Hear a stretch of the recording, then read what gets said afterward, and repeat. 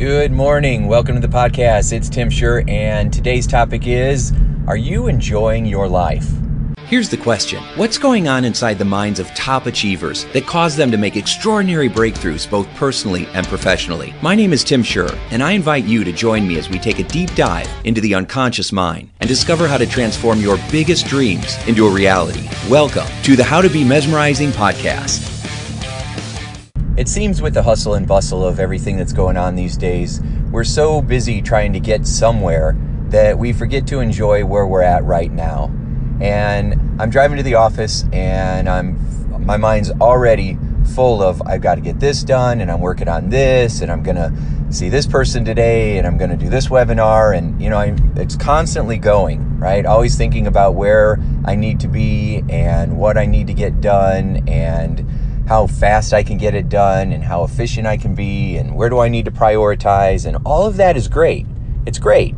But as I'm, driving there thinking about this, I'm also looking around and it's May 2nd and it's 74 degrees outside and the sun is out and the sky is blue and the grass is a really nice, beautiful dark green, and we've got some rain over the last few days, and the trees are in full bloom, and so are the daisies and the weeds. Half my family is suffering from allergies, but it's beautiful outside, and I might not have noticed it if I didn't. I don't know how I noticed it. It just popped in my mind. I'm constantly trying to be mindful of my thoughts, because your thoughts control everything. What you're thinking about controls how you feel, what you do, the results you get, the kind of life you have, how rewarding your relationships are, how much health you get to enjoy physically, how much peace you get to enjoy mentally, emotionally, or spiritually. It controls your finances. It controls everything. And if we're not in charge of our mind, if we're not actively every day in charge of our thoughts and what we're thinking and what we're allowing to come into our mind through the music that we listen to or the movies that we watch or the news programs that we surround ourselves by or the people that we hang around with, if we're not careful, if we don't act like the bodyguard that stands in front of the door of our mind with a checklist saying, you can come in, you're on the list, you can't come in, you're not on the list. If you're not the bodyguard for your mind, if you don't protect your thoughts. Now, I get it. A lot of times thoughts will just pop into our mind randomly, and I don't think that we're in control of those thoughts that pop into our mind, but we are in control of them once they're there. And we can decide whether we're going to let them stay there, we're going to get rid of them, we're going to change them, we're going to redirect them so that they're much more supportive, loving, encouraging, motivational, right? Protective, whatever it may be. Because it's not what we go through, it's the meaning that we give to it that matters more than anything else. And so, because I'm constantly practicing mindfulness, I think that's why my mind noticed. It almost like tapped me on the shoulder and said, hey, while you're busy trying to get somewhere, so that you can give people advice on how to be in the moment, then maybe you should be in the moment. And I thought, wow, that's so right. That's so true. And then, of course, I said, okay, so let's do it this way. I'm going to be in the moment and I'm going to pay attention to everything that's going on because it's so beautiful around me. I mean, it really is. The trees, the grass, there's flowers everywhere. It's just a beautiful day. People are out. There's a woman walking her dog right now. They both look really happy. And the dog looked a little happier, so she must have been walking for a while. But good for her, right? That's outstanding. So, but my mind said, okay, here's the deal. We're going to be mindful. We're going to check this out. Everything's going to be beautiful. We're going to be in the moment. And we're going to do a podcast at the same time so that I can feel productive and in the moment. And I think that that's what the real message is. Can you enjoy the moment and really be grateful for where you are and be productive at the same time so that you're enjoying the present and you're also creating or co-creating your future? And the answer is yes. Now, I say co-create your future because a lot of times there's things that happen that are out of our control. It's God's plan, not ours. And so we have to pay attention to what's going on and then, move with it. It's so much easier to flow with the stream than to constantly swim against the current. Now, when I say that, I don't mean that it's easier to go with the status quo and do what everybody else does, because I don't believe that. If you do what everybody else tends to do, you're probably going to have a very unhealthy, unhappy, unsatisfying life. Because in general, most people aren't very happy. In general, it seems most people are stressed out and tired and unfulfilled and feeling like their life is different than how they thought it was going to be, and there's something missing, and there's this void, this emptiness, and they're not sure what it is or where it's coming from. It just feels like I'm not living my full potential, or I'm supposed to be doing something else, or I thought my family was going to be different than it is, or did I marry the right person, or all these worries and fears that come up inside. Now, most people just get consumed in those worries and fears and then try to distract themselves with eating, smoking, drinking, taking some magical pill they got from the doctor that's supposed to make their life all better, that it doesn't. But there's a small percentage of people, we'll just say 10%. There's 10% of people who think differently. Those 10% are the ones that say, maybe my life isn't the way that I want it to be. What can I do about it? How can I take charge of this? Instead of thinking what's going to happen to me today, what if we started thinking, what am I going to bring to today? What energy am I going to bring to today? What choices can I make today that are going to move me forward and help me get what I do want? What is it that I actually do want? If you've been listening to my podcast, you've heard me say many times that the number one reason people don't get what they want is because they don't know what they want. They're very clear on what they don't want, what they're unhappy about, what they're trying to get away from, what's frustrating for them. And if you continually focus on what you're unhappy about, you get more of it. Because where your attention goes, your energy flows. And so if you keep sending energy to what you don't want, it magnifies it. And then your mind keeps looking for more of the same. That's why it's so important to identify what is it that you do want. What would you like to experience? How do you want to feel today? I've often told people to just go on Google and Google 100 emotions. And then you'll have a whole list of 100 emotions that you've probably experienced at different times in your life.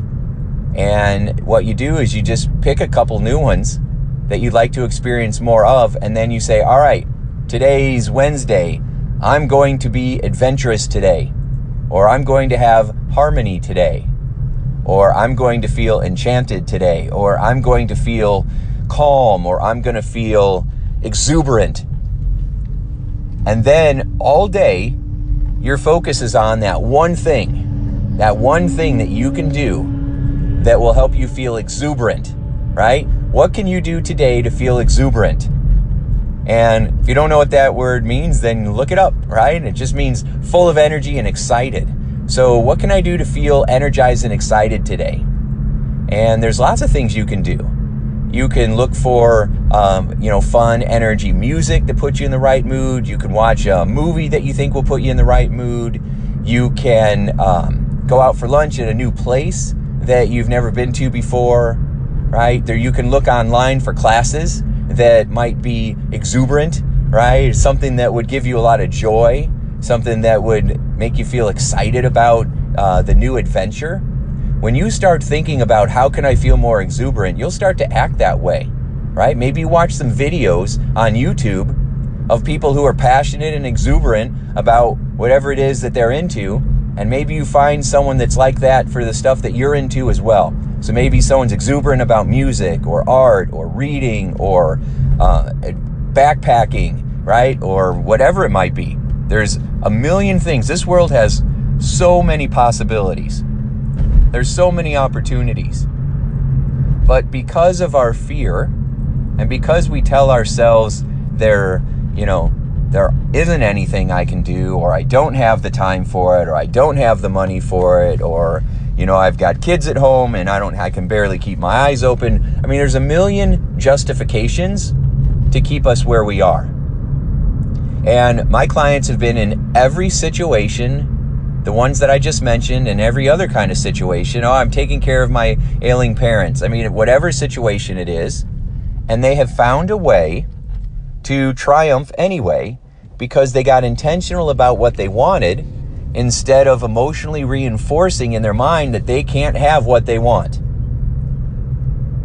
So, Henry Ford said, like 100 years ago, if you think you can or you think you can't, you're right. Whatever it is that you're telling yourself. And so, again, we focus on doing things that intentionally move us in the direction that we desire. Now, a lot of times, people say, Tim, I've tried that and it just doesn't work out, or I have the best intentions and then I just get unmotivated, or I don't want to get out of bed, or I get to work with all these this idea I'm going to feel exuberant today, and then I get in there and my boss yells at me, or I've got a pile of paperwork that I can't even see over, and then I just lose all my motivation.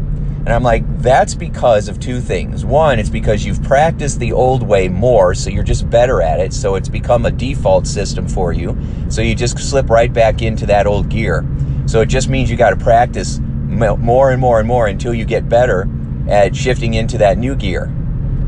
The other part of it is you might have some beliefs that are holding you back, and we need to shift them at that level. And that's when I take people through the emotional mastery journey, right? Where we go through the healings. And, it's a pretty powerful experience. It's a 6-week journey that I take people through. And we usually do it over the telephone in groups so that you have the opportunity to, 1, get support, 2, understand that there's lots of people that are going through the same thing as you. So it builds some camaraderie. 3, through hearing me shift other people's stuff, it gives you ideas and thoughts and perspectives on it that you would not have thought of before. And then 4, of course, I'm taking you through the emotional shifting, and that gives you a whole new feeling and drive at an emotional, unconscious level. And that makes everything else that you attempt to do work more effectively, because you're meeting it at the root, right? You're focusing on what's going on at the core instead of just trying to use positive thinking. And so that, if you ever get a chance to do that, I do them a few times each year, and it's pretty sensational. I mean, people have some incredible transformations that happen in their life because they're focusing on shifting what's going on deep inside of their mind. It's really rewarding and a really incredible experience, because most people, 95% of people on this planet will never go through experiences like that. They just don't. And it's unfortunate, right? Because the ones who do, it changes their life. It changes the way they look at living. It changes their perspective on everything, because once you shift what's going on at that deep emotional level, it's impossible to go back, because you won't believe the lies anymore. You won't believe the falsehoods. You won't believe that stuff that has been keeping you stuck for so long. All of a sudden you look at it now and you're like, yeah, right.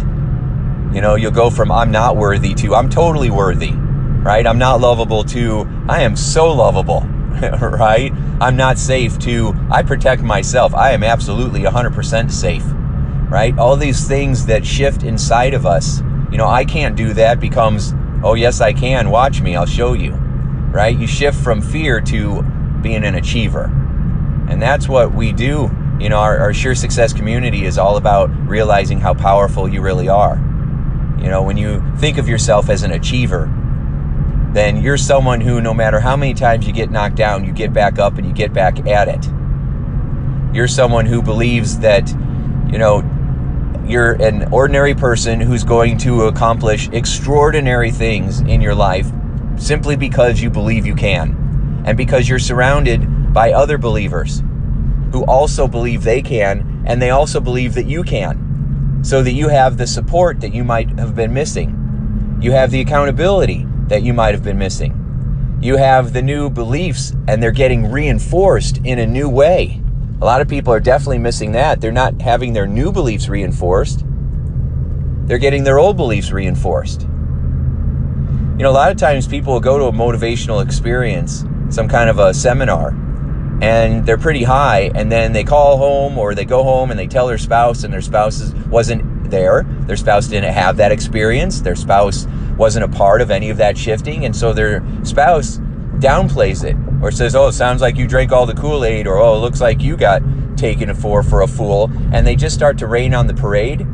And that person who is high as a kite and happy and excited about transforming their life, they start to slow it down again. They start to lose it. They start to go right back down. You can see it. They like wilter, like a flower who isn't getting any water or sunshine. They just start to become small again. You know, the word belittle.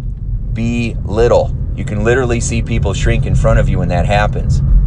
So in our program, we surround people with shields so that they know that if other people don't get it, of course they don't get it. They're not that way. They're not in that energy, and your growth scares them. Your growth causes other people to get freaked out because they're afraid you're going to leave them. You're going to be better than them. You're going to be happier than them. And that's not the case. So you'll have to learn how to, reassure them. And also, you can't get small enough to make somebody else feel bigger. You can't get sick enough so that somebody else heals. You can't feel bad about yourself so much that somebody else builds self-confidence and self-esteem. It doesn't work that way. You have to keep rising up and be a role model, right? Don't let them push you down. You keep rising up and let them come up with you through being an example of what real happiness, real self-love, what real self-worth looks like and sounds like and feels like. Give them a role model, right? As they say, all ships rise with the tide. So your growth, your enthusiasm, let it rise up, and then it will lift those around you. Now, if they choose to keep putting holes in their boat and sinking back down, that's where they're at, and that's fine. But that can't be where you're at, not anymore. Okay? Can't be where you at. Okay? You got to have a different standard for yourself. You have to decide that I'm not putting up with that anymore. I've wasted enough of my life doing that. The clock's still ticking. This is not a dress rehearsal or a dry run. This is it. Your life is happening right now. What are you going to do? And when you start thinking about it in that way, it lights a fire underneath you and causes you to say, that's it. My time is now, and I'm taking it. I'm going for it. I'm in charge. And when you live in this way, you just feel so much more confident, so much more empowered, so much more in control. And that's what it's all about. So today's message is on helping you to really be mindful in the moment, really enjoy what's going on around you, and then actively decide how you want to feel today, and then start moving in that direction and make choices that help you feel good so that you start experiencing more variety in your life, more emotional variety, because it'll just it'll rise up it'll raise up your level of satisfaction. It'll raise up your level of happiness and joy. If everybody says the real meaning of life is to be happy, then, are you scheduling happiness? Are you making time to be happy? And if you're not, here's your chance. All right, so I'm going to go out there and do the same thing. Join me, and today we will make it count. We're going to make today a sure success. Okay, Achiever? Awesome. Go get her done. Have a great day, and we'll see you soon. Thanks. Bye. Hey, would you like more free tips on how to be a mesmerizing leader? Then check out mesmerizingleadership.com, and also hang out with me on Facebook, facebook.com/Tim Shurr. Thanks so much, and make your day a sure success.